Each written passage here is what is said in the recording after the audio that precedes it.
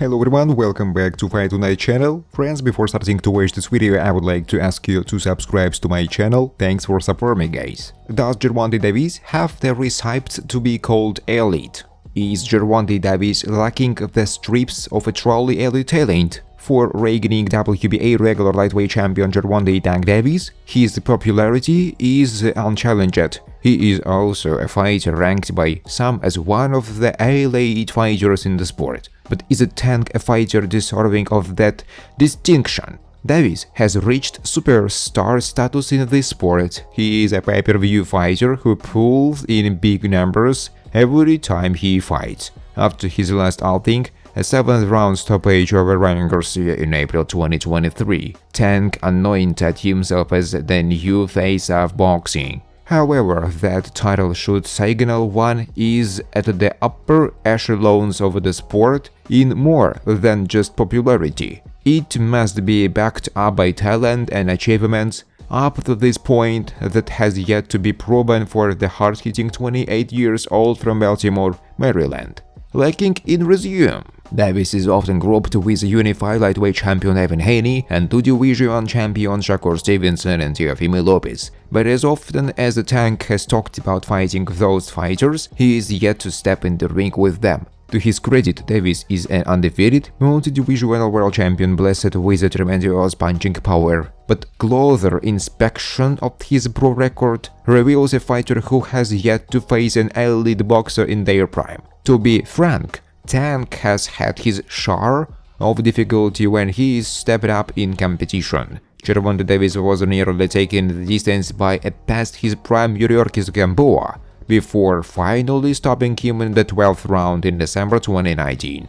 Gamboa was injured during that match and could not move around the ring without limping. Davis scored a highlight reel 6th-round stoppage over 3-division champion Leo Santa Cruz in October 2020. But this was a Santa Cruz who began his career as a bantamweight, and up until getting knocked out, he gave Davis all he could handle. Isaac Pitbull Krause is not an A-level fighter, but he made things very uncomfortable for Davis during their December 2021 battle, which Tank won by decision. Rolando Romero gave Davis difficulty before suffering a one-punch knockout in May 2022. The most dominant performance of his career was in January 2017, when he stopped Jose Pedraza to capture the IBF Junior Lightweight title. Time to step things up.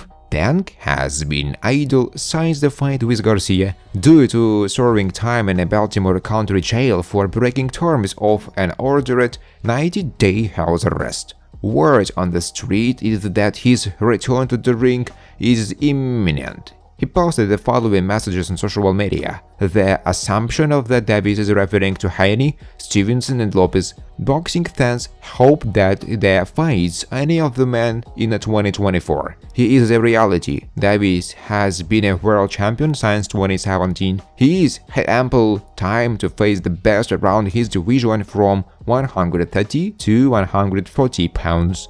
But many in the boxing community have not held his feet to the fire. Davis in his physical prime. There is no excuse for him not to seek out those matches. If he does not, he nor anyone else has the right to call him an elite-level fighter. As it stands right now, he simply is not. Shakur Stevenson, hoping Regis Prograis pulls it off against Devin Haney. Regis Prograis needed a big fight. Well, maybe he didn't need it, be certainly wanted one. Picking up a win over Tenerife Zorilla didn't qualify as such. Simply put, the 34-year-old was a beat and versus of what was happening around him, in practically every weight class including his own. Prograis noted that mouth-watering matchups were taking place everywhere. But while everyone was enjoying their 50 minutes of fame, Prograis was essentially left out in the cold. Luckily for him, Devin Haney handed him a blanket. On December 9th, at the Chase Center in San Francisco, the two will officially get it on.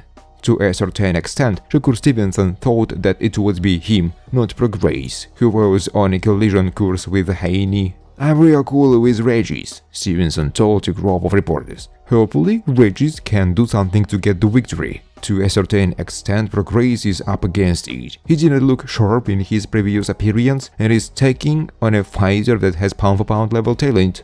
I think Devin might feel better at 140. Maybe he do beat Regis, but he do have a little trouble with southpaw, it look like. Thanks for watching guys, if you like this video, please subscribe to my YouTube channel.